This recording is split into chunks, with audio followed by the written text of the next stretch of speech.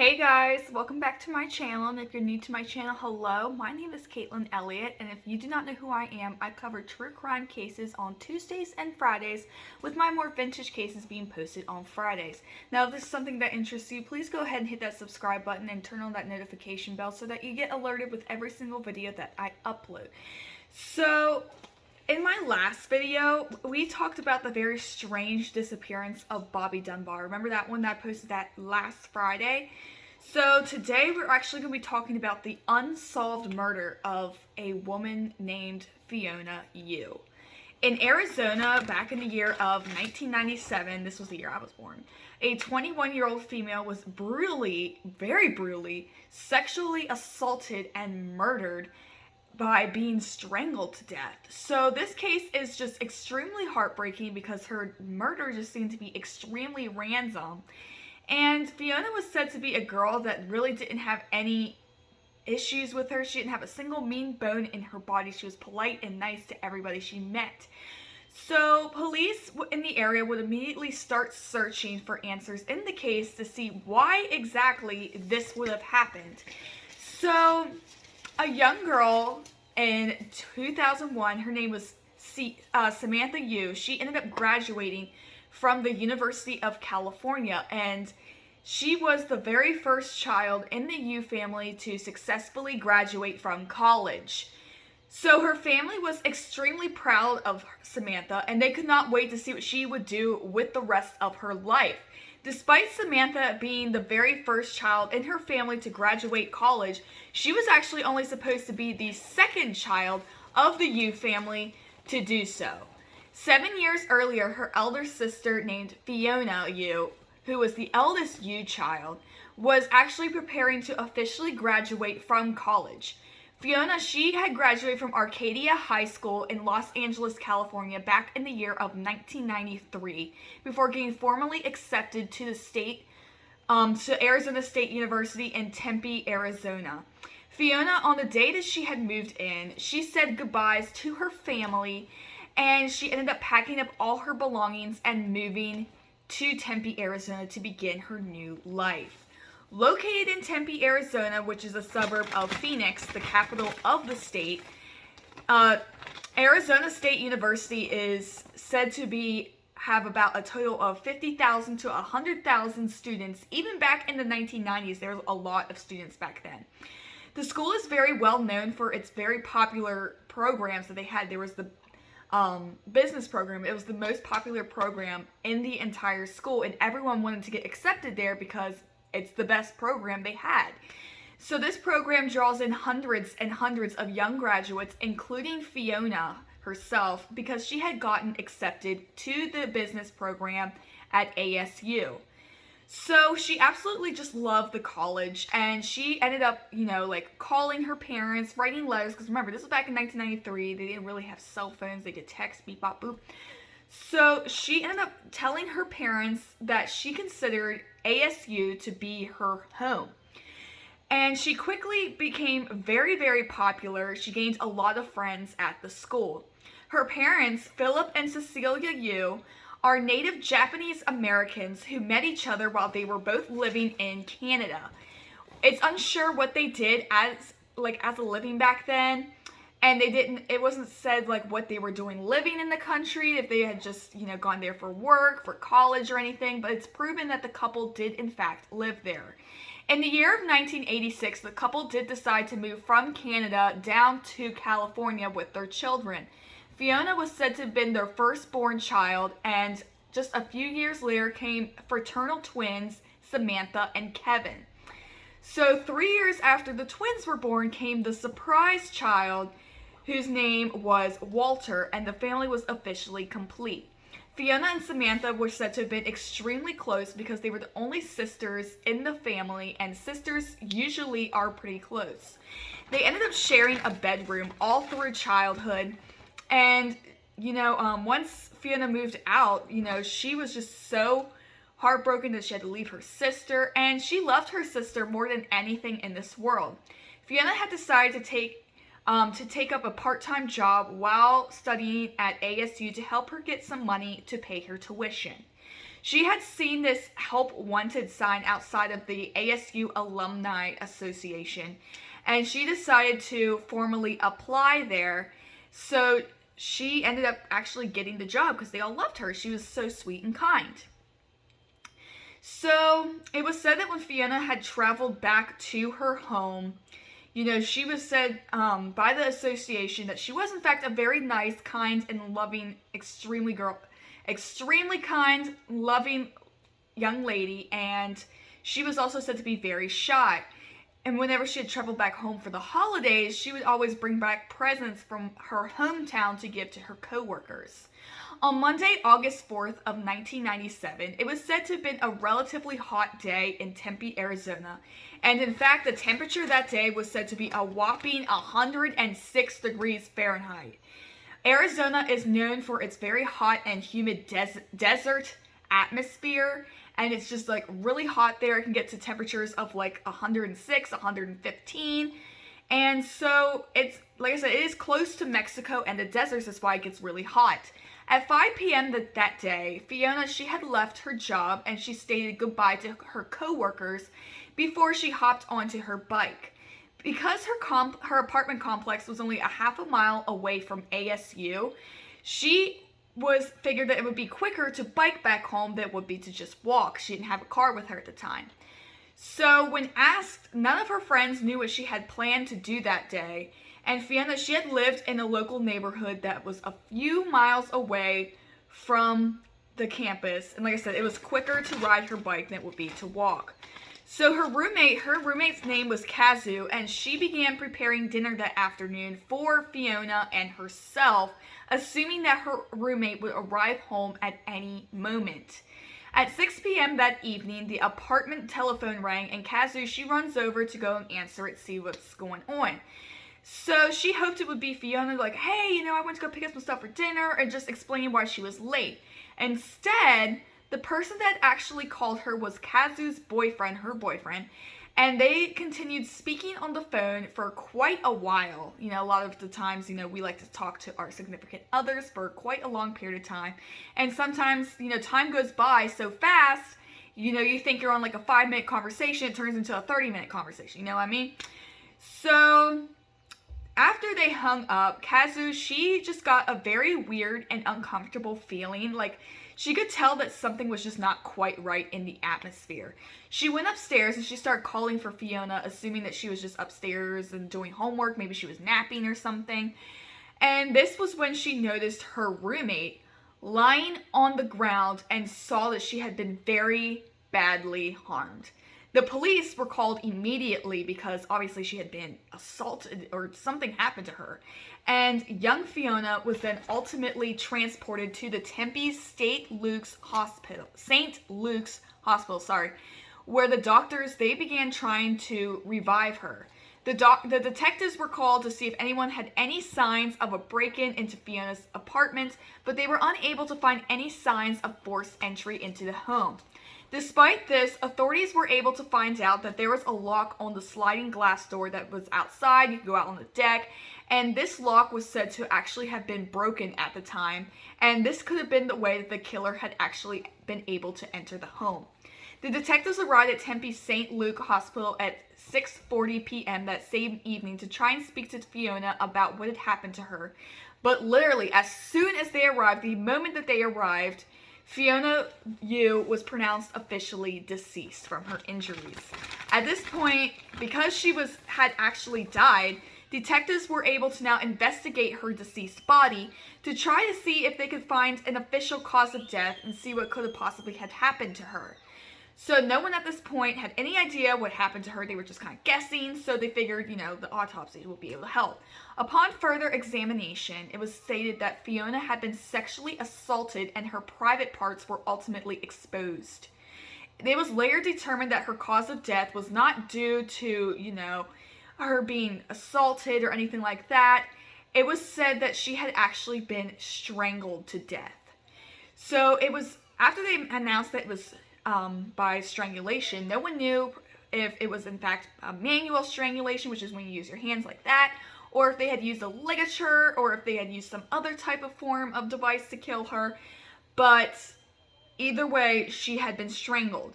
There was also a struggle to kind of determine what happened during the time between the murders and the roommate actually arriving home. Unfortunately, there was no actual official eyewitness to the crime that could have been able to help them, and this made it extremely difficult to try and track down the perpetrator behind the murder and the sexual assault, because no one knew exactly who this person looked like. The Tempe police ended up reaching out to Fiona Yu's aunt, and she was said to actually have lived very close by to the university, and her and Fiona would hang out sometimes and go out and, spend time together. So once they had their conversation, the aunt she called the family, and on the second ring, Fiona's sister named Samantha answered the phone. The aunt stated that she really needed to talk to either Philip or Cecilia Yu right away. Once hearing this, Samantha became curious, and she was just like, why do you need to talk to my parents and not to me? What's going on? I'm your niece. Like, what's going on? She was just kind of, she was just being pushy, I guess. So after a while, she finally allowed her parents to be able to have the phone to talk to the aunt. The family was then said to have been in complete shock about the news regarding Fiona's murder. Philip stated to authorities that it was extremely difficult for him to try to inform his wife of what had actually happened because she did not believe it. Cecilia had ultimately assumed that they were lying. They just made it up to be bullies.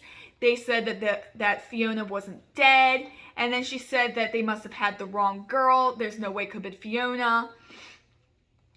And the couple, they denied Fiona was dead, outright. They were like, it's just not her. She is not dead. I don't know what you guys are talking about. So, however, they kept saying, she would never get murdered, but it's not the type of person that would go out and try to get murdered. You never know. People are sick everywhere.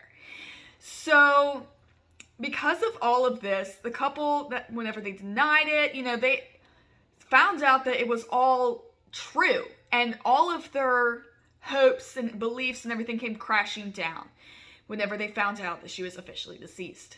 Though no one actually knew why she had been killed, it was just seemingly random. The authorities wanted to find out how the killer knew Fiona and if she had actually trusted him enough to come into her little inner circle. No one knew what had actually happened because it was very confusing if she had been a possible victim of a serial killer, or if there was just an obsessed stalker that was targeting her, or if this was just some random attack where someone just broke into her home and killed her. But, no one really knew this for sure. On August 8th of 1997, there was a small chapel that was across the street from Arizona State University. A lot of colleges actually tend to have religious chapels or churches and stuff because they consider it to be, open to all sorts of religion.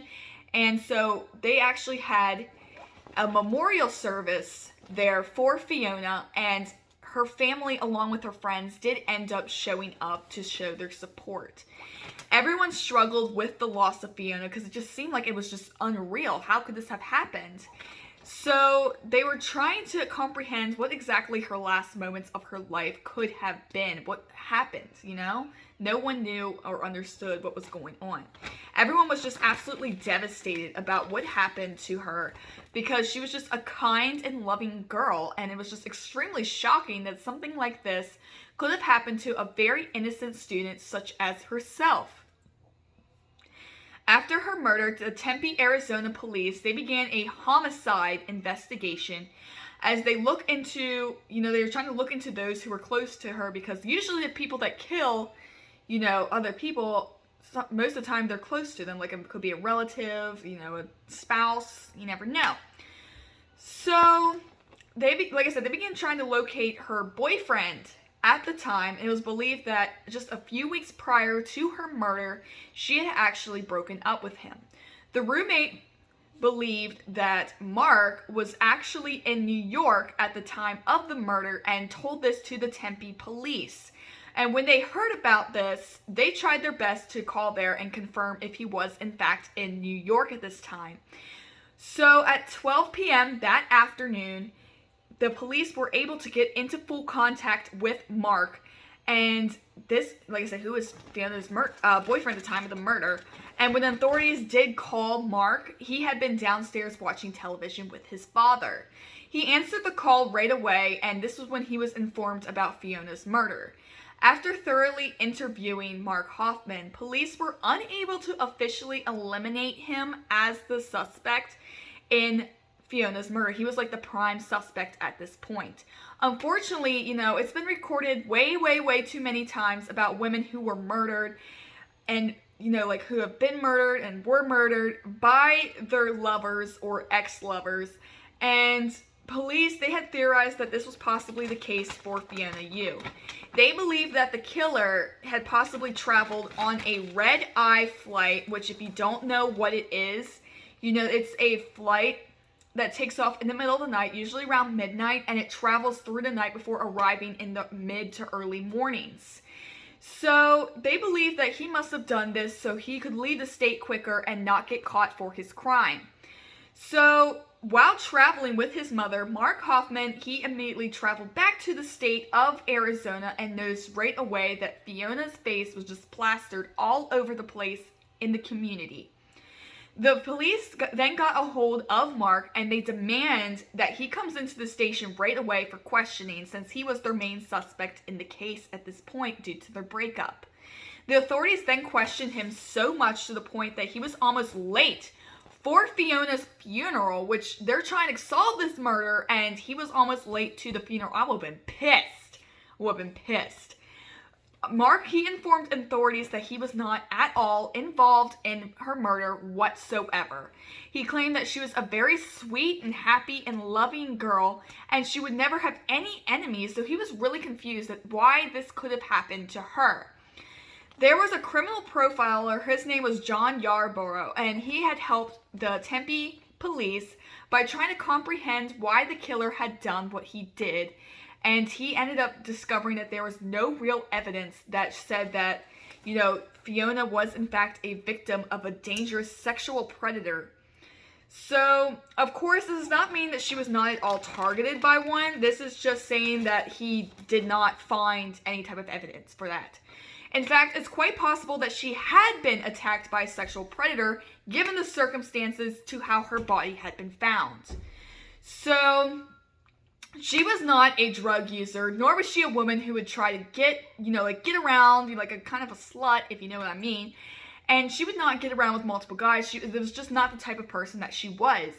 So the police believed that it was possible that Fiona had been, in fact, a target of a sexual predator who had an obsession with her. And the authorities wanted to catch whoever did this because it was considered possible that since he had not been caught, he could go out there and do this again.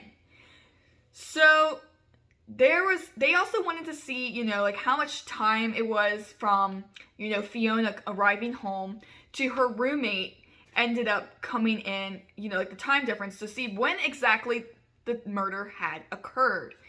So it was discovered that there was actually a 10-minute time frame between her murder and the roommates ultimately discovering her body after arriving there. The detectives had already known at this point that the lock on one of the doors had actually been broken, and it was possible that this was how the unknown killer had entered into the home.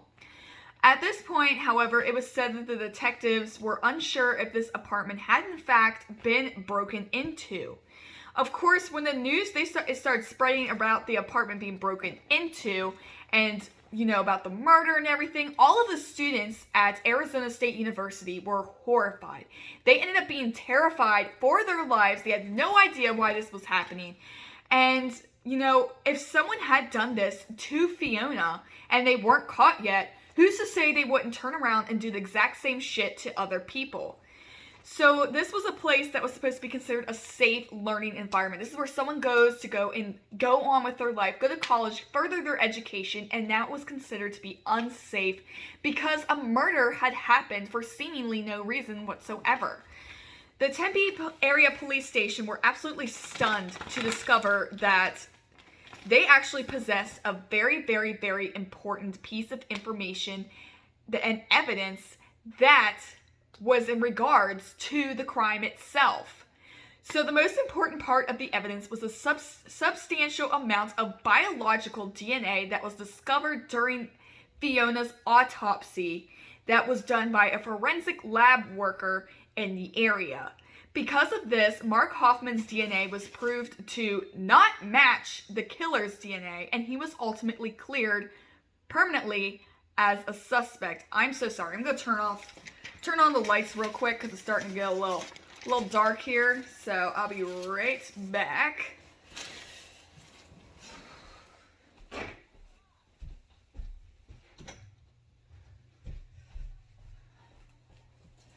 So sorry about that. So like I said, they had done a forensic lab investigation on Fiona's body, and this was when they decided that, it was proven that his DNA, Mark Hoffman's DNA, the ex-boyfriend that she had just broken up with, did not match the DNA that was found at the crime scene on Fiona. And because of this, he was ultimately cleared as a suspect and being involved in the murder. Even though he was cleared as a suspect, there was still said to have been a background check that was ran on him. And nothing was ever found during this background check. Despite the boyfriend being ruled out as being involved, there was still another suspect in the case, and this person was said to have been an acquaintance of Fiona Yu's. This person admitted to actually having a crush on her, but it wasn't determined whether or not she knew about this guy having a crush on her. But there was not enough information to pinpoint him to the location and to the crime. They just said, he has got a crush on her, that's about it. There was also a third suspect who actually was said to have lived in the apartment complex right next to her. And this person was said to be really good friends with her roommate. Because of this, it was possible that the suspect knew Fiona personally, along with knowing the specific schedule that she would have whenever she left her apartment and what time she would arrive home. Investigators were sent to question these individuals and try to get as many DNA samples as they can to try and compare it to the DNA that was taken from the crime scene found on Fiona. There was an investigator that tried to locate any possible eyewitnesses to the crime scene who could have done this to Fiona, doing whatever he could to help solve the case, and there was actually said to have been someone who actually came forward to the authorities as a witness to the crime. This unnamed witness was said to have been believed to be somebody, to see somebody just standing right at the door in front of Fiona Yu's apartment that day. This individual who was, a witness, was said to have been a local maintenance man who lived and worked at the ASU campus. He decided to give the authorities his own statement about what he believed happened on his own accord. He was never even asked to do this. He just did this himself.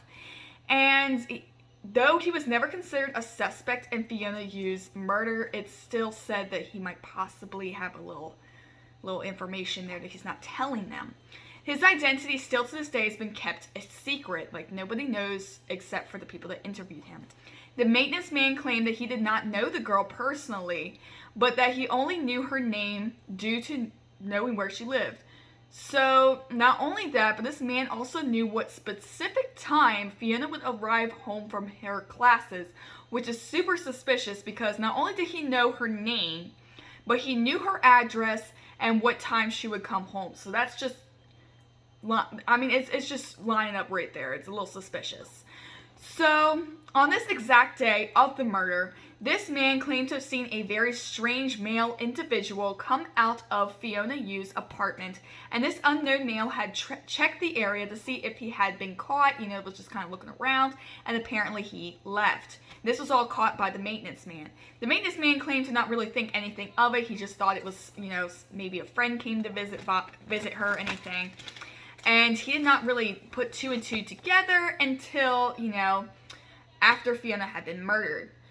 So after this, he then informs the police that he may have possibly had seen Fiona Yu's killer. Unfortunately, the description that the witness had provided to the local authorities was not detailed enough in order for them to start searching for a suspect. This was extremely frustrating to the authorities because they really wanted to catch whomever did this to Fiona, so there wouldn't be a chance of this happening again. There's like I said, there's a lot of serial killers that are out there in the world. It's possible if they did this to Fiona, they could have done this again. And like I said, that they wanted to find out what was going on. The witness claimed to have seen a black male who was about 6 feet tall. And as you may have figured, a 6 foot tall black male is the average size male, and it just makes it hard to narrow down any type of suspects because there's a lot of males that are African American and are 6 feet tall. So it was just very vague, and this had a wide selection of, suspects to look for. So this was really frustrating for him at this point. There was a large amount of DNA, male DNA, that was ultimately sent to the lab to be tested against the killer's DNA that had been found at the crime scene.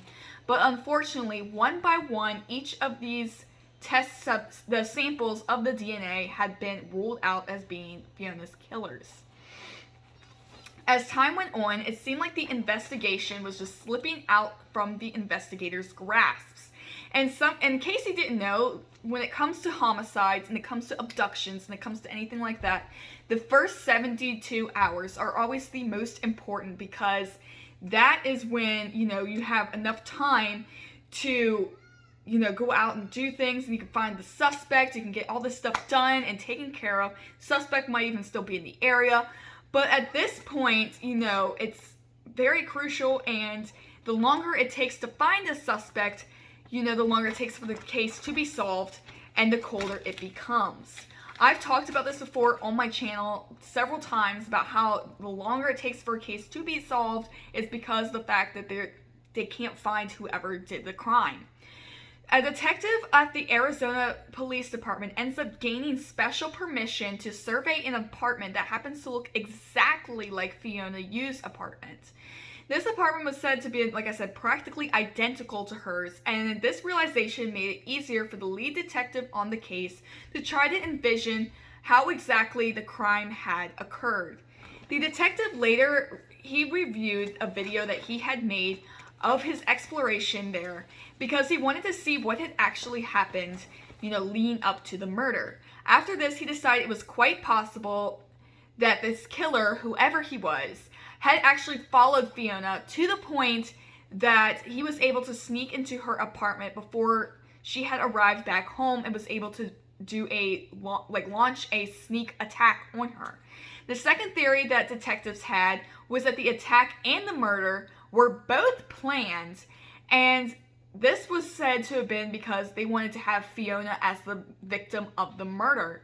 He had known beforehand that he was going to commit a murder, and he knew who he was going to murder, where he was going to murder them, and what time would be the perfect time to murder them. So the third and final theory that the authorities had involved a mix of premeditation and a surprise attack that was launched onto Fiona. It seemed like Fiona was in fact the main culprit of this crime, the main target. And the person may have only planned to rape her, but it could have been possibly for some reason it went too far and he could have possibly have killed her accidentally. It just seems like the perpetrator had been lying in wait to find the perfect opportunity to launch this attack on Fiona. Authorities then decided that if this theory was in fact true, that the killer must have waited until Fiona did make her way over to the mailboxes outside of her apartment complex on campus for him to go and sneak into her apartment building and wait for her to return so he can launch the attack. At this point, he was able to kill her inside of her apartment and somehow leave the complex altogether without anyone on campus seeing him do so. And this was just weird and literally made no sense as to how someone could leave a building and just not get noticed, especially because it's a college campus. There's people everywhere. You would think that if you saw someone leaving someone's apartment that did not look like Fiona, it should be suspicious enough. 6 weeks later, the ASU community was then having tragedy strike once again because there were 2 female students on campus who were reportedly raped in broad daylight on the campus. So So the offender was said to have been described as a very large African American male, and he had actually matched the reports given to the police about who Fiona's killer could have been. Unfortunately, it began to seem like someone at ASU was targeting young females in a sexually predatory way. I think that's the word, sexual predatory, you know what I mean. On 2 consecutive days in mid-September, which was a month and a half after the murder of Fiona, there was a rapist who had actually attacked several females at ASU, and this had happened, like I said, 2 consecutive days in September. No one had seen what had happened, and this happened. The very first victim lived in the apartment complex on campus that is said to have housed over 500 ASU students, so they could get to and from their classes quicker living on the campus. The unknown female victim, well, she was known, but she wanted to keep her identity a secret, claimed that on this particular afternoon, she had decided that she was going to go and swim in the local pool that they had on campus, because it was literally hot as hell outside. It's the desert. They wanted to cool off. Let them cool off. After she was done, she had made her way back to the apartment, and she was going up the stairs, which her apartment was said to be on the 2nd story of the complex. During after she had been done and she went up there, she found a man in her apartment. And during this young woman's assault, she claimed that the man had tried to viciously attack her and stab her several times with a pair of scissors. And her complex was said to only be 1.5 miles away from where Fiona Yu was murdered in her apartment. So the next day it was said that there was another assault. So this was 2 back-to-back assaults that were done. Hold on, I'm going to close the blinds real quick. That were done. And this was still on ASU. This was right after the crimes had taken place. So,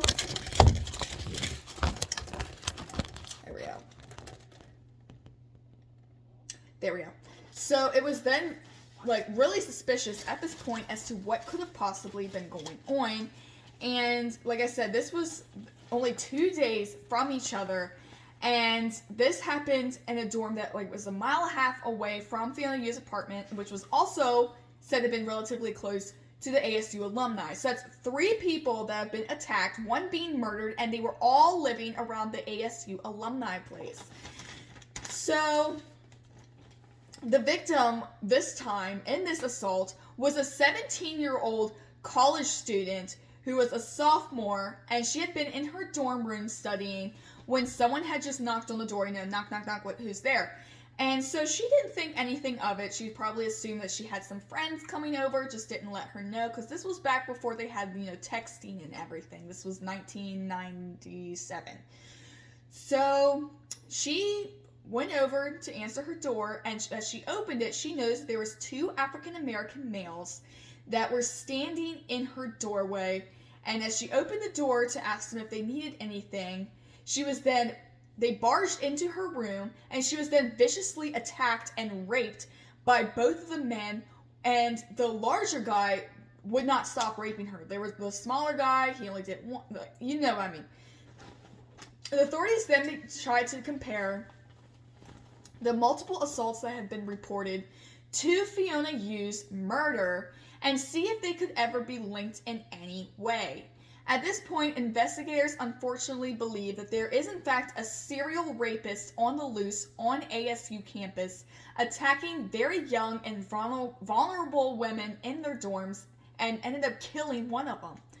A serial rapist is defined as someone who commits multiple rapes to multiple victims, or to just one single victim repeatedly over a period of time. Like a serial killer, I talked about the Golden State Killer, he killed all these people within a couple months.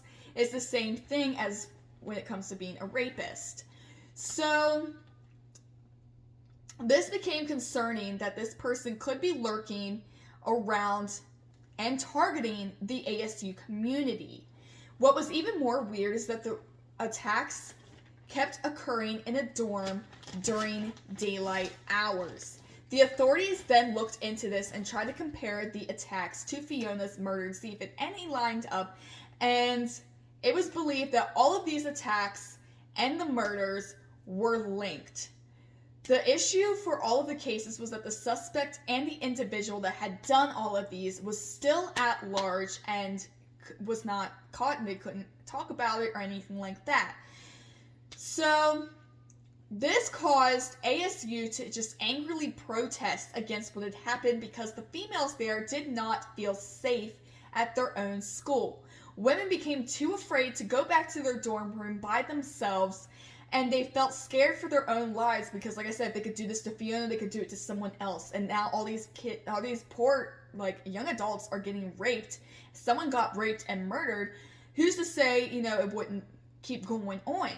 1 week after the attacks, investigators had 2 men that were under arrest for the crimes, and they believed that if they had properly interrogated them, they would confess to murdering Fiona Yu. They were like, tell them about this, we got evidence. So a few weeks later, September 1997, started out a brand new school year at ASU. For those who don't know, I was born in September of 1997. Which is normally so exciting. It's so exciting to start a new semester, a new school year. Everyone likes to start over fresh. Students usually sign up for all new classes, and they have the back to school parties, if you know what I mean. With the alcohol and the drugs and everything, getting lit and having a good time. But unfortunately, instead of all of these activities happening like they normally would, the students became terrified for their own lives and did not feel safe going back to the college. Some students were said to have even dropped out because they were too uncomfortable to continue going to school there. At this point, it just seemed like there was a rapist on the loose who had very homicidal tendencies, and this made for a very dangerous situation for everybody involved. No one knew who this person looked like. It was just so difficult for them. No one knew at this point if they were even done by all done by the same guy, or maybe there was a copycat rapist, a copycat killer. No one knew what was going on. Authorities were then able to receive a break in the case regarding Fiona Yu. Police eventually arrived at the Tempe High School, and they arrested a 17-year-old black male named Lee Comier, and they were also suspicious of another student who was there who was a 16-year-old male named Derek Wood. They had both admitted to being involved in multiple rapes on the ASU campus, but even though the boys had confessed to the rapes, there was nothing ever mentioned about being involved in the murder of Fiona Yu. So it could be possible that these were the guys behind the rapes, but whoever did this to Fiona was a totally different person. Despite the boys actually denying involvement in Fiona's murder, there was DNA compared from the boys to the evidence that they had found at the scene. 4 long years later, there ended up being something brought up in the Fiona Yu case that hadn't been previously brought up before. The FBI profiler on the case ended up reading through every single report that had been made about the case and tried to form an official, solid theory about what he believed could have happened.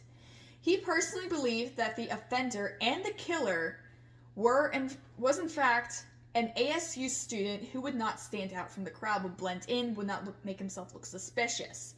Therefore, when he was performing these rapes and the murder, it would not cause any suspicions to be made by the residents. Authorities then believed that the person involved in the murder could possibly have been the maintenance man who lived on campus, and he worked on campus, and he was the same guy that worked in this complex that Fiona had lived in back in 1997. But police, soon they do not believe that he's involved whatsoever in the murder. Nope, not him. They completely dismiss him. So this man was then formally interviewed about the murders, and he informed the authorities that he had in fact seen this specific killer. Detectives then believed that the maintenance man was considered the perfect example of an undercover rapist, someone who you wouldn't think would be a rapist because they look like they are very involved in their community. So, because of this, it made it seem like if he would go out and do these crimes, no one would look twice at him because he looks like a nerd and he's a janitor or whatever. So, it's quite possible that he had actually lied about this African-American male that he saw leaving Fiona's apartment, and it could have been himself, and he just didn't want to make himself look like a suspect.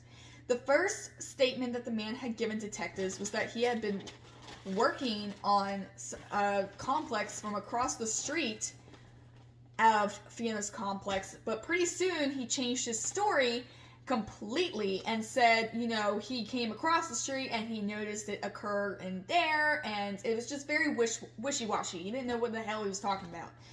So what's also super weird is that he had originally stated that he didn't even leave the complex, but then he had seen someone come out of Fiona's apartment, and, he was like, well, I saw him come out from outside. It just, how can you see someone leaving an apartment complex, like an apartment room, whenever you're inside and you said you saw it outside? Like, make it make sense, you know what I mean? Like, make it make sense. So, how did he know all this? How did he know that this guy had left the apartment complex? How did he know what time this happened? How did he know what was going on? It just was very suspicious from the get-go. This guy was really weird. So, the maintenance man, he could have possibly made this all up. He had no idea what the hell he was talking about, and, it's really weird. The maintenance man then claimed that when he saw the intruder, I'm trying to use quotations because we don't really know at this point, came out of Fiona's apartment, he felt very scared and had to quickly hide away from this man. What's really weird is, how did he know to hide away from this man if Fiona's body hadn't even been found yet? It wasn't even occurred to anyone that there had even been a murder. So he's basically saying this guy came out after he murdered Fiona, but there was never announced that there was a murder in the first place. So it just did not make any sense.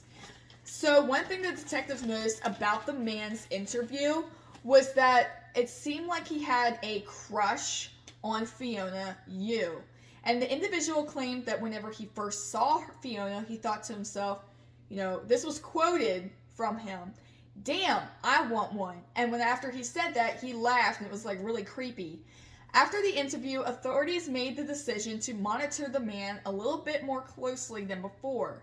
In December of 1997, there were multiple DNA tests that were done, and this concluded that neither Derek nor Lee, the two guys that we talked about previously, were formally responsible for Fiona's murder. After this was announced, there was a profile created of the killer, and this created an idea that this had been done by a different offender than the boys. I mean, duh, like, their DNA got completely wiped out, it didn't match.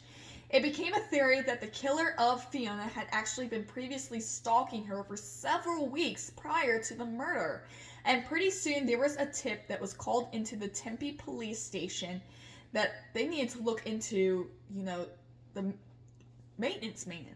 The Tempe police, they decided to obtain a DNA sample from the maintenance man, but unfortunately nothing was ever done. It was never tested against the killer's DNA, and it just kind of sat there for years and years until eventually they just threw it away. So nothing was ever done, and as of May 2022, as I'm recording this, the murder of Fiona Yu had never been solved, and the case remains open. I would love to know what you guys think about this case, because let me just tell you, when I was researching this and I was writing everything down, and I'm so sorry though if I did stumble on my words and stuff. It's a little late here, I'm a little tired, and it frustrates me to no end, because it just seems like there's just so much evidence that points to this maintenance man as the guy that killed Fiona, especially because it just seems like it was a murder of passion, if you know what I mean. I mean, he said it seemed like he had a crush on her. He could have asked her out. She could have said no. He could have lost his temper and just killed her, and no one could have thought anything of it because he was just a little maintenance man. Like, he didn't look like he was suspicious or anything. It just seemed like a very odd case of unrequited love, if you know what I mean. So I think it was the maintenance man. And I believe that if they looked more into it and they compared the DNA now and all this other stuff, when they said that DNA had never been compared, but they had a DNA sample taken from the guy, why didn't you do that in the first place? Why didn't you compare his DNA to the killer's? I mean, I know it was 1997, they tried again in 2001, but it is 2022. Try it again. We have more technology now than we had back in 2001 and in 1997. Why don't they just test his DNA against the killer's DNA that was found on Fiona Yu's body and see if it was a match, instead of just ruling him out completely and saying that he was never involved, or, you know, nothing was ever done? Because now it just seems like this guy, who, I'm saying it's the maintenance man because I feel like it is, he's just very wishy-washy to me, very suspicious. And he's out there living his best life, while Fiona, she died and her case had never been solved. It frustrates me to no fucking end. It really does. Like I said, I would love to know what your thoughts are down below on this case. You know, what if you think it was the maintenance man, like I do, let me know down below. If you think it was someone else, you know, do you think it was the boyfriend, you know, trying to pin this all on the maintenance man? I don't know. It does seem a little weird that, you know, after Fiona died, he quickly left the state. It just, I don't know. What do you guys think about this one? And also, don't forget to hit that like button, hit that notification bell, hit that subscribe button, comment any type of cases you would like me to cover in the future, and I will see you guys in my next video. This one, I'm so frustrated, like, I'm so mad about this case. Y'all, you have no idea, like, I'm so pissed off. So, I'll see you guys in my next video. Bye, guys.